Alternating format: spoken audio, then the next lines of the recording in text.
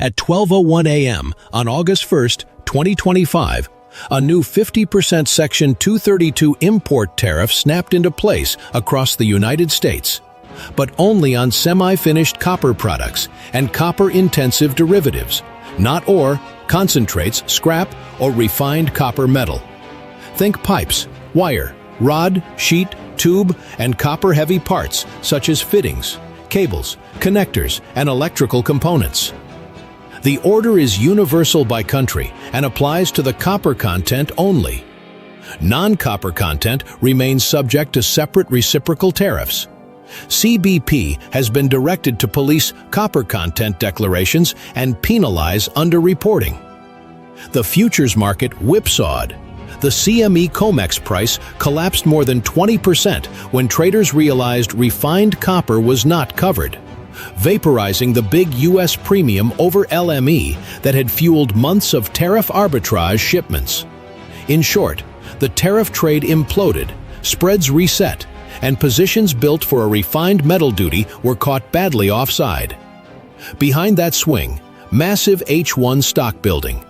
Macquarie estimates the U.S. imported 881,000 tons in the first half against an underlying need near 441,000 tons, leaving warehouses bloated and import demand set to sag through year-end. Top suppliers Chile, Canada, and Mexico sent the bulk of copper-related goods to the U.S. last year.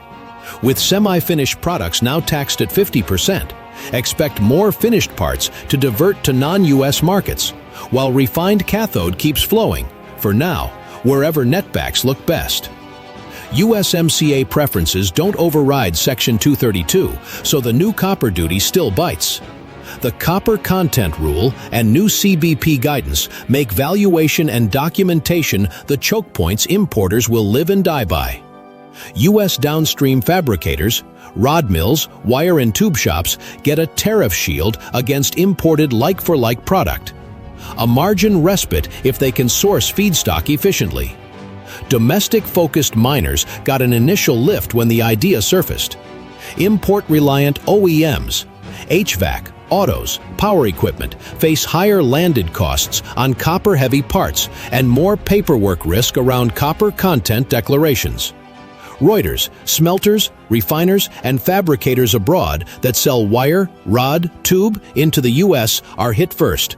Some are re-evaluating U.S. investment. For example, talk of restarting idled U.S. assets now that refined metal isn't taxed, but fabricated imports are. Policy tailwinds and Fast 41 permitting are converging with a handful of U.S. copper builds and near builds, especially in Arizona. Taseko's Florence Copper in situ ISR, under construction in AZ.